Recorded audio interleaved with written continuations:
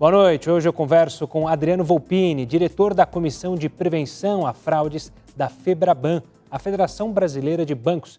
Seja bem-vindo, Adriano. É um prazer falar com você e com todos os seus telespectadores. Adriano, segundo a Federação Brasileira de Bancos, 70% dos golpes virtuais são diretamente ligados a roubo de dados, sobretudo senhas e informações pessoais. Eu queria que você avaliasse esses dados para a gente e como a Comissão de Prevenção e Fraudes da FEBRABAN tem atuado para impedir esses crimes. Bom, perfeito. Inicialmente, esclarecer como se concretizam essas fraudes para te dar um pouco mais de ideia do motivo que levou a este movimento do fraudador.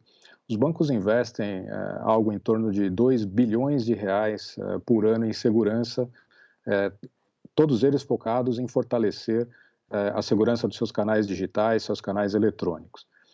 Isso fez com que o fraudador tivesse muita dificuldade em realizar qualquer tipo de fraude, entrando ou invadindo esses sistemas. O que o fraudador passou a fazer é o que nós chamamos de engenharia social. Ele passou a focar no cliente, no usuário final, com artifícios para tentar obter informações do cliente para realizar as fraudes, ou induzir o cliente a concretizar uma transação, fazer uma transferência ou fazer um pagamento para ele. E para isso, eles se utilizam de algumas técnicas, algumas formas. A mais conhecida delas é o phishing, onde ele envia um e-mail ou posta algum link no Instagram, no Facebook, para que o cliente, de alguma forma, clique e lá digite os seus dados e com esses dados o fraudador consegue realizar a transação. A FEBRABAN, ela, vendo este movimento e sabendo da importância da digitalização das transações, não só para os bancos, mas também para os clientes, tem investido fortemente na comunicação com os clientes, com o cidadão em geral. Então, o que os bancos, através da FEBRABAN e com iniciativas próprias, têm feito são campanhas muito frequentes e com foco bastante grande em orientar o cliente em qual comportamento ele deve ter no uso dos canais digitais durante as suas transações bancárias. É razoável imaginar que, inclusive após pandemia, o número de clientes que passou a utilizar os canais digitais dos bancos cresceu e cresceu de forma exponencial. Esses clientes não necessariamente têm todo o conhecimento ou a visão de como se comportar nesse ambiente. É por isso que os bancos têm feito esse investimento bastante relevante nesse sentido. Aqui, um paralelo que eu posso fazer para exemplificar o que eu estou dizendo se você perguntar para qualquer um que cuidado ele deve ter com a carteira ao andar na rua, todo mundo sabe que não é indicado deixar a carteira no bolso de trás, que muito provavelmente, se tiver algum batedor de carteira próximo, ele vai roubar a sua carteira. No mundo digital, não necessariamente as pessoas sabem o que não colocar a carteira no bolso de trás. Então, os bancos têm feito uma instrução bastante grande dos clientes para evitar esse tipo de fraude. Adriano, como você disse, a educação digital é o foco justamente dos bancos para tentar evitar esses crimes. Só que essa educação digital vai até um ponto por parte do banco, A educação do cliente em se digitalizar é importante e ainda assim perder o medo. Muita gente ainda deixa de utilizar os meios digitais justamente por desconhecimento do digital e por medo. Excelente o ponto. Os canais digitais dos bancos são absolutamente seguros. Desde a adoção do cartão com chip, por exemplo, onde nós levamos uma tecnologia de ponta que começou a ser expandida aqui no Brasil, até os dias atuais, os bancos no Brasil são conhecidos por possuírem canais digitais bastante robustos, bastante seguros. Então, os clientes não deveriam ter medo ou qualquer receio de utilizar os canais digitais. O comportamento de todos é muito importante. A fraude e o crime digital, ele não está restrito exclusivamente às transações bancárias. Então, o comportamento do cliente é muito importante. Alguns cuidados muito simples, caso adotados, eles podem evitar muitos problemas. Então, hoje o brasileiro ele não tem tanto cuidado com seus dados pessoais. É muito comum você ver o brasileiro em qualquer loja, em qualquer site, em qualquer local, é solicitado um cadastro e você acaba preenchendo com todos os seus dados. E para o fraudador, sobretudo esse que realiza a engenharia social, a informação é tudo. Então, proteger os seus dados, o cuidado com as suas informações pessoais, aquilo que você de fato fornece, onde você clica, deveria adotar como um comportamento no uso da internet, por exemplo. O comportamento do usuário passa pela proteção dos seus dados pessoais. À medida que eu explorar alguns dos principais crimes aqui, eu consigo fazer para você uma relação direta de que cuidados são necessários em cada um deles. Tá? E antes de eu entrar no crime, eu queria... há uma segunda dimensão aqui no crime digital, que também é bastante importante, que é a questão da responsabilização. Né? Hoje, aqui no Brasil, responsabilizar qualquer pessoa que se envolve num crime digital, um autor de um crime digital, é muito difícil. Né? A consequência é baixa. Então, é um crime em que você tem lucratividade com baixo risco, então você acaba gerando mais interesse. Né? E o Brasil está, neste momento aqui, avaliando a sua inclusão na Convenção de Budapeste, que é uma convenção bastante importante, que trata de um regime internacional de combate ao crime cibernético digital. Né? E essa inclusão do Brasil facilita bastante a cooperação internacional, ou seja, qualquer situação em que um criminoso se vale de algum endereço, um servidor ou alguma infraestrutura fora do Brasil, a autoridade brasileira teria uma condição muito maior e mais rápida de obter as informações. Né? Só que uma das premissas é que a consequência para o fraudador seja bastante clara e que haja, de fato, a sensação da punição. Há um projeto de lei em tramitação no Congresso no momento, que é o projeto de lei 2638, que foi colocado no dia 17 de maio agora e entrou em regime de urgência, que gera exatamente esse tipo de consequência. Ele passa a tipificar o estelionato através do crime eletrônico e amplia de forma importante a pena, passa de 4 a 10 anos de reclusão e com um possível agravamento em 2/3 dessa pena, caso seja usada qualquer infraestrutura internacional para o cometimento dessa fraude. Né? Então, por que eu estou tocando nesse tema? Se de um lado eu preciso de clientes e o cidadão brasileiro sabendo como se comportar na internet, na outra nós precisamos também gerar consequência para quem comete a fraude, e nós estamos num momento importante no Brasil, sobretudo pós-Covid, com a possibilidade de gerar esse tipo de penalidade aqui a um fraudador. Adriano, então vamos entrar no tema crime. Quais são os crimes mais comuns no setor bancário hoje em dia? É claro que pela pandemia a gente viu muitos crimes relacionados aos benefícios do governo federal, o dinheiro sumir, mas qual mais crimes estão sendo muito usados por esses criminosos para se aproveitar justamente o desconhecimento, como você já mencionou na nossa conversa, da educação digital do brasileiro? Uhum. Eu vou citar alguns aqui. O primeiro deles é o que nós chamamos do golpe do falso motoboy. É algo que os bancos têm alertado os clientes com muita frequência. Ele é muito simples, alguém liga na casa do cliente para confirmar uma transação. Então ele pergunta se foi feita uma transação de R$2.000 no supermercado, a pessoa imediatamente diz: eu não fiz, não reconheço essa transação, e aí ele imediatamente também diz: para bloquear o seu cartão e estornar essa transação, eu vou pedir que você digite sua senha no telefone e um portador irá buscar o cartão na sua casa. Basta cortá-lo ao meio para que ninguém utilize. Um portador vai até a casa do cliente e retira esse cartão. Como ele concretiza a fraude, ele tem o chip. Quando você corta o cartão no meio e não inutiliza o chip, o fraudador está de posse de um chip real, feito pelo banco, a senha você já digitou no telefone para ele, e a partir daí ele concretiza a transação. Muito simples evitar esse tipo de golpe. Ter em mente que o banco jamais manda um portador na sua casa para retirar nada. nem para retirar um cartão, nem para retirar um telefone, muito menos um computador. Em algumas dessas fraudes do golpe do falso motoboy, eles dizem inclusive que a pessoa deve entregar o telefone ou chip para uma perícia, né? Isso também não é verdade, o banco jamais vai na sua casa retirar qualquer cartão. Um segundo golpe que também aconteceu e tem crescido mais nesse momento de pandemia são tentativas de ludibriar o cliente para que ele realize uma transação para o fraudador. Como eles fazem isso? Eles entram em contato com o cliente se dizendo ou se passando como um funcionário do banco. Nesse contato telefônico, ele pede para que a pessoa realize uma transferência, realize um pagamento a título de teste, ou um estorno.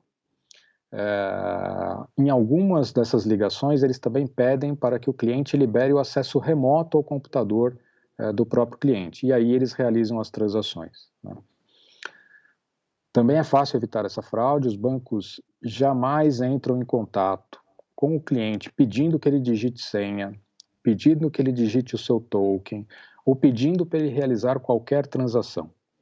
Caso o cliente receba qualquer contato nesse sentido, ele deve desligar o telefone imediatamente e ligar para o banco a partir de um outro aparelho telefônico, e ligar nos números oficiais do banco ou para o gerente com o qual ele mantém contato regularmente, né? Mas não atender o pedido da pessoa que liga na sua residência solicitando essas transações, tá? Ou seja, Adriano, eu queria só Sim, por favor. deixar bem claro isso. Diferente de um crime normal, quando a primeira ação nossa é óbvio, contactar a polícia, no caso de um crime digital no banco, quando você suspeita que está caindo num, a primeira iniciativa é justamente checar com o banco. É o melhor passo a ser dado, não ligar para a polícia primeiro, mas sim para o banco, para confirmar o golpe e aí então procurar fazer boletim de ocorrência, enfim, esse tipo de coisa? Perfeito, é exatamente esse procedimento. Quando você liga imediatamente para o banco e confirma que não foi o banco, ou não é o banco fazendo nenhuma tentativa de contato com você, o banco já possui procedimentos para bloquear qualquer tipo de acesso ou qualquer tipo de transação. Ato contínuo, sim, é importante fazer um boletim de ocorrência, comunicar às autoridades para que as investigações caminhem. Porém, a primeira ação é, sim, entrar em contato com o seu banco, seja através da central de atendimento, se for um cartão de crédito que você precisa bloqueá-lo, ou através do seu gerente que você usualmente tem contato. Adriano, outra questão que eu queria trazer, até para tranquilizar, eu falei do medo no início da nossa conversa, mas muitas pessoas, como elas têm os dados roubados, como você mesmo disse, por táticas dos criminosos, querem culpar o banco, ou seja, imaginar que a fraude começou dentro do banco, de algum funcionário. Isso de fato existe ou se criou esse mito na cabeça das pessoas? Eu consigo lhe afirmar que isso é um mito. Em algumas circunstâncias, os clientes nos pedem informações para tentar entender se de fato essa transação não partiu do banco ou algum funcionário que fez essa transação. Os bancos tratam todas as reclamações feitas pelos clientes e avaliam se houve qualquer tipo de problema interno, né? Em 100% dos casos, o que é visto são essas práticas, essas técnicas de engenharia social que eu acabei de descrever para você. Inclusive, em algumas situações, nós mostramos ligações de outros clientes que caíram na mesma fraude e as pessoas reconhecem o mesmo tipo de abordagem, a mesma forma de execução da fraude. Infelizmente, a forma com que eles ligam, a maneira com que eles abordam o cliente, eles tentam transmitir tanta segurança, eles tentam emular tanto a forma com que o banco faz o contato, que a pessoa acaba passando desapercebido detalhes importantes. Vou lhe dar um exemplo claro aqui onde isso acontece. Quando o modelo mental é muito forte aqui, quando a pessoa começa a ouvir que alguém fez uma transação de 2 mil, 5 mil reais na conta corrente dela, a preocupação e o desespero cresce tanto que ela se sujeita a fazer tudo o que lhe é pedido para resolver o problema imediatamente, ou seja, para estornar a transação. E é nesse momento que eles utilizam, esse momento em que o cliente está desestabilizado, que eles utilizam para pedir os dados ou para solicitar que a pessoa forneça informações para que eles consigam fazer a fraude, tá? Adriano, eu quero agradecer demais a sua participação aqui conosco no Estúdio Nisso, tirando as dúvidas e, claro, ajudando as pessoas de casa para não caírem ou não caírem novamente em nenhum tipo de golpe. Eu queria agradecer a oportunidade que a Record dá à Febraban para alertar os clientes, para levar essa informação a todo cidadão brasileiro. Proteger seu dado é importantíssimo. A Febraban está do lado dos clientes e do cidadão. Atente para as orientações recebidas, porque as transações eletrônicas são absolutamente seguras. Vocês podem confiar nessas transações, basta seguir essas orientações. Obrigado, Adriano, e até uma próxima. Até uma próxima. Estúdio News agora vai para um rápido intervalo e volta já. Não sai daí.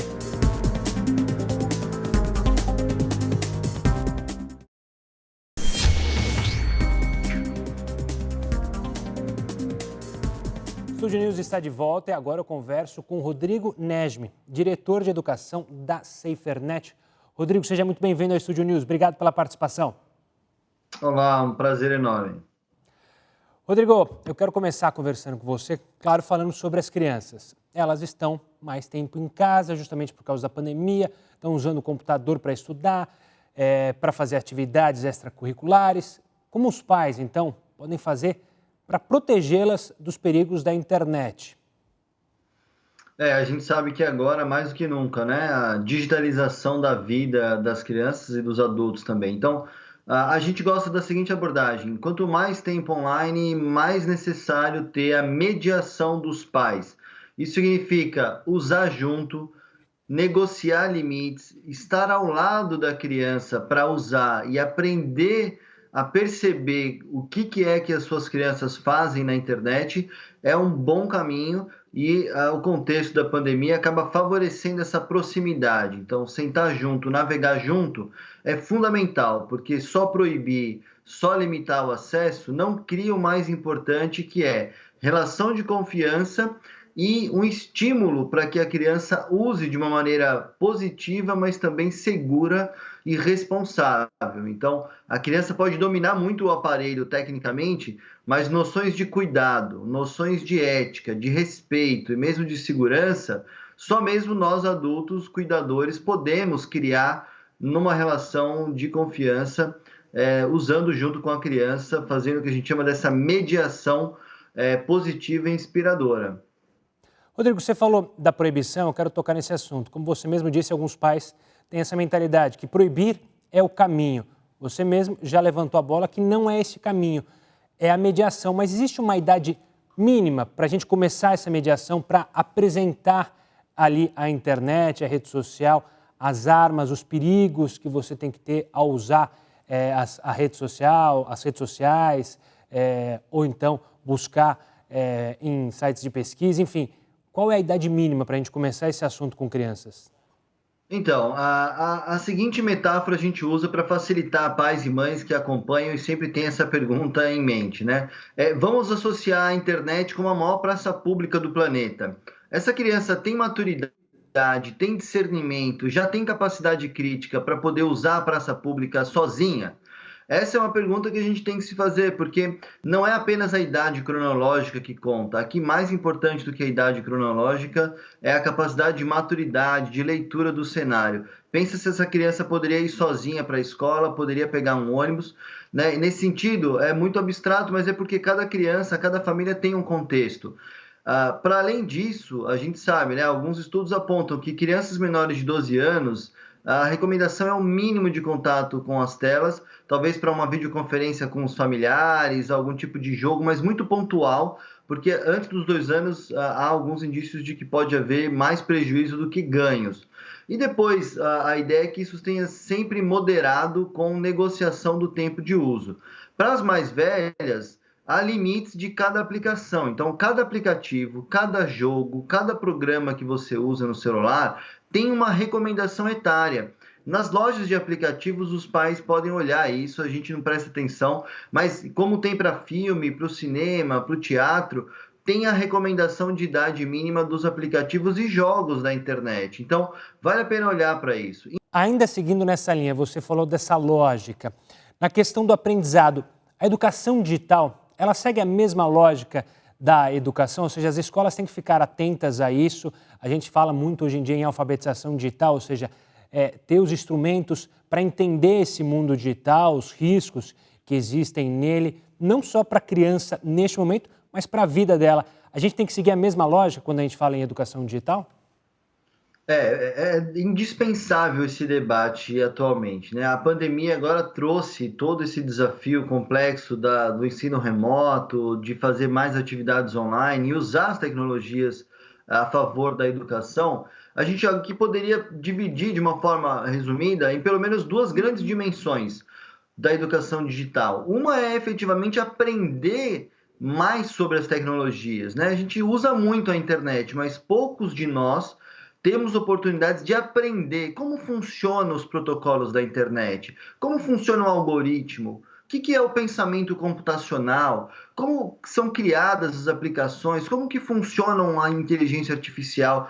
A gente tem alguma noção de como funcionam essas tecnologias que precisa ser ensinada também, do ponto de vista também instrumental. Aprender não só a mexer nos programas, mas configurar, de poder ajustar e fazer o melhor uso possível. Essa é uma dimensão de conhecer as tecnologias e uma dimensão mais instrumental de usar as tecnologias propriamente.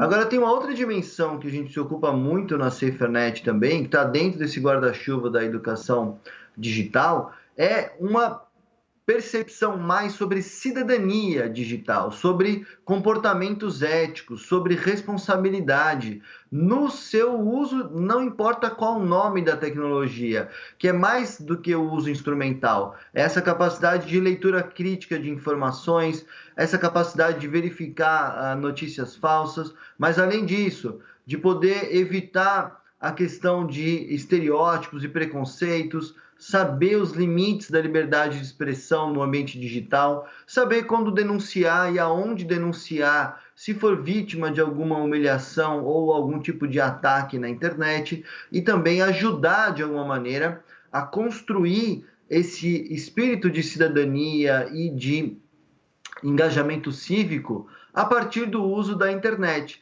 Porque, de novo, é importante lembrar, a gente ouve muito falar dos nativos digitais, como se as crianças nascessem sabendo tudo da internet. Não é verdadeiro.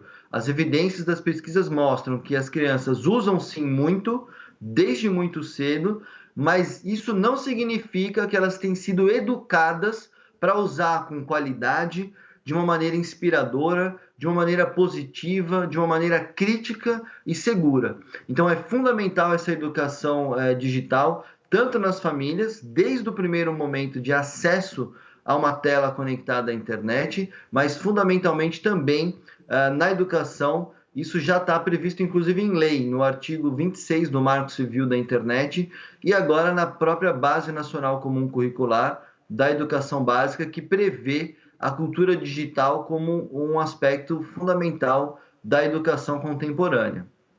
Rodrigo, quero agradecer demais a sua participação aqui conosco, enriquecendo o debate sobre um assunto super atual. Obrigado, Rodrigo. Nós que agradecemos e ficamos à disposição na SaferNet Brasil. Um forte abraço.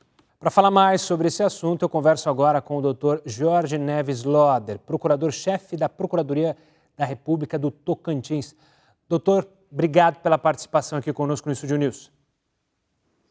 Olá, Gustavo. Eu que agradeço a participação. Doutor Jorge, quando a gente fala em crime virtual, a gente ainda considera um crime novo, né? Mas se a gente olhar para a legislação, ela está preparada para esse tipo de crime? A gente tem uma legislação firme para punir quem comete crimes digitais ou ainda há um limbo? Não, na verdade, em regra, o crime cibernético, ele tem as mesmas características de um crime comum. O que pode existir, eventualmente, é uma dificuldade de se alcançar essa pessoa, ou seja, de provar esse crime.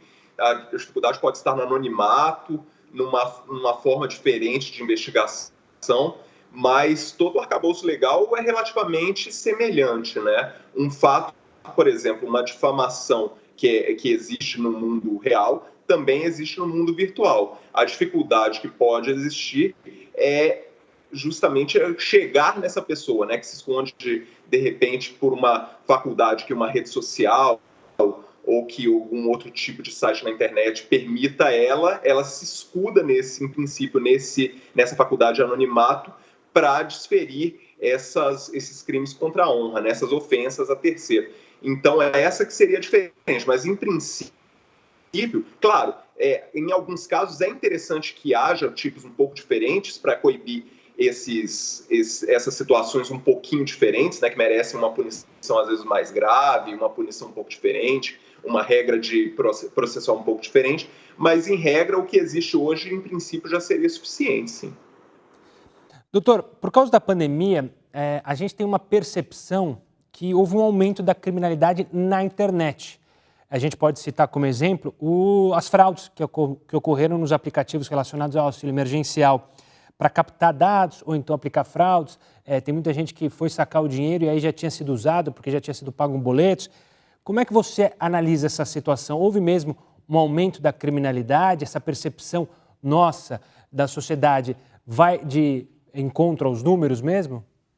Não, ela faz sentido mesmo, e pelas representações que existem tanto no Ministério Público Federal e pelo que eu ouvi também nos estaduais, nas polícias, existe sim um aumento tanto daquele crime que não necessariamente tem que acontecer pela internet, como também pelo crime específico.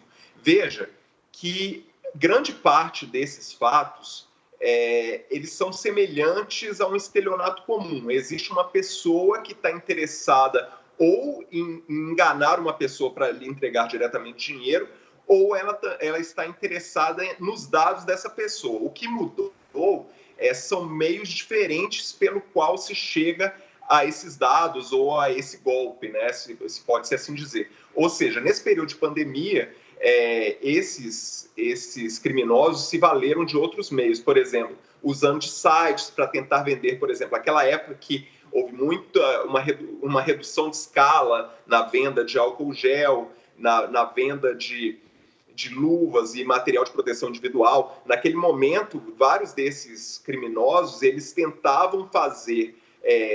as pessoas acreditaram que eles tinham isso à disposição e, de repente, colocavam isso à disposição. A pessoa pagava, não recebia. Você tinha uma venda de fármacos que, de repente, não estavam à disposição. Teve o caso da cloroquina, da ivermectina, que, de repente, num certo momento, não estavam nas farmácias e que também se foi utilizado nisso.